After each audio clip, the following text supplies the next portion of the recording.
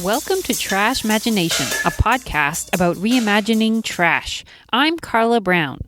Today, we'll talk about broken zippers. I got the idea because we had a sleeping bag with an unreliable zipper. It would zip nicely, but then randomly open up, which makes it pretty much a useless sleeping bag. I didn't see any broken teeth, so I decided to remove the zipper and sew the bag open like a blanket.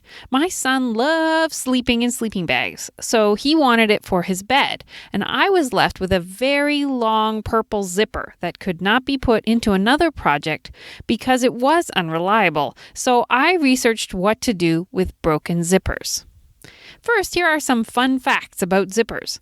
The zipper was invented in the 1890s by American Whitcomb L. Judson. He called it a chain lock fastener. It wasn't called the zipper until many years later. He originally invented the chain lock fastener to make it faster to put on tall boots. His invention did not become financially successful in his lifetime, but other inventors improved the design over time, and within 25 years, the zipper had become a common part of life. So if you have a broken zipper on an item, what can you do? The first thing is, of course, you should try to fix it before you throw out the item. I will embed a video in my show notes called How to Fix Every Zipper Issue. And it explains basic zipper maintenance items like how to lubricate a stuck zipper, how to realign zipper teeth with pliers, and how to replace the slider.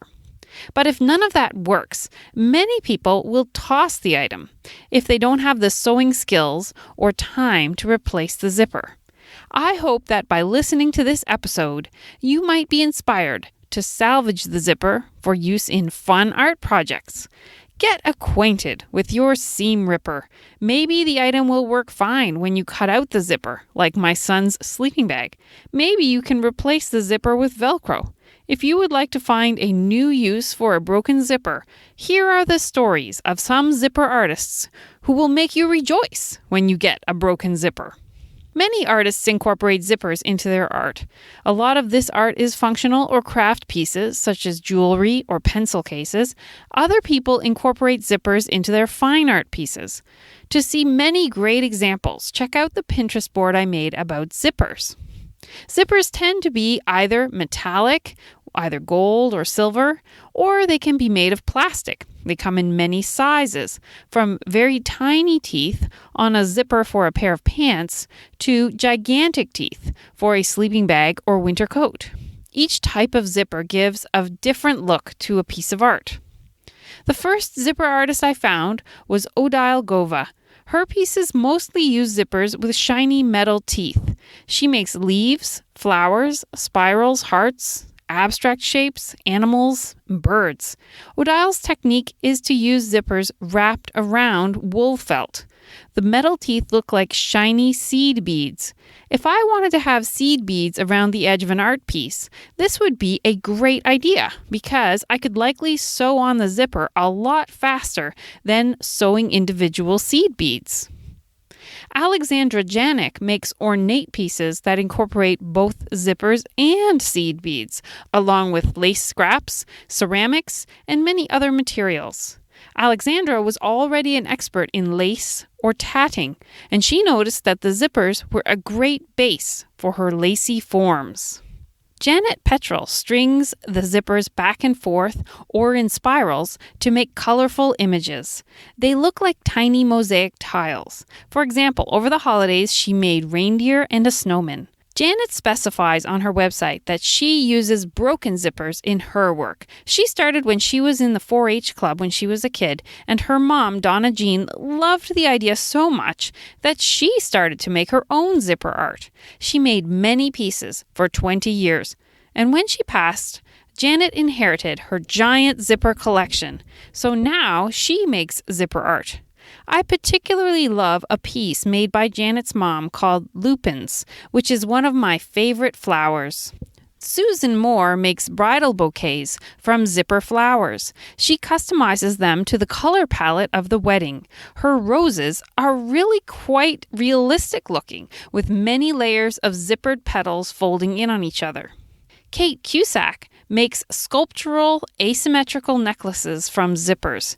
She has also made headdresses and costumes for window displays, performances, and installations.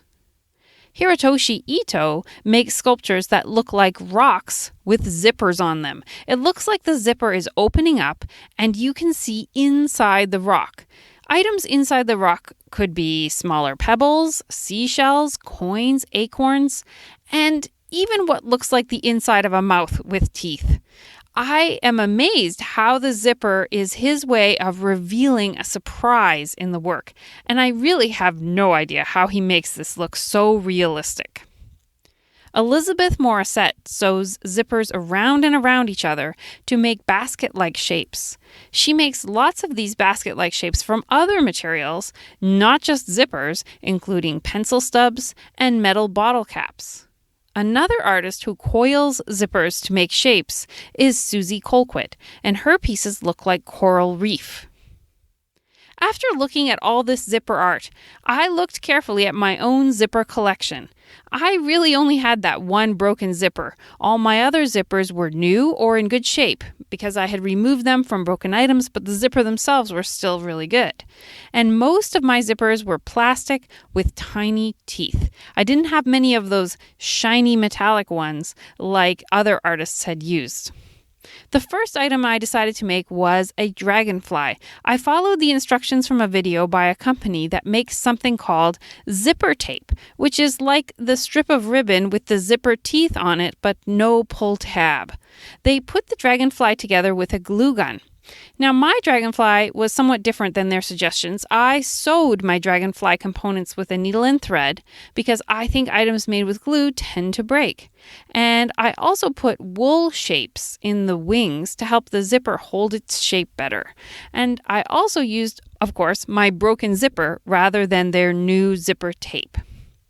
The next project I would like to make is a bracelet. I like a design where you snip the zipper quite close to the teeth, and then you wrap cotton thread between the teeth. And this adds some nice color and texture to the bracelet. Then you add something called a junction ring and a carabiner to the ends so that you can hook it closed. I would also like to make a bow tie. I like the designs where the pull tab hangs right down in the center of the bow tie. I would love to hear about what you have made with broken zippers. You can reach me at trashmagination@gmail.com. Please consider leaving a review of this podcast so more folks can get a regular input of creative reuse inspiration. Until next time, may you see trash as a source of art in your life.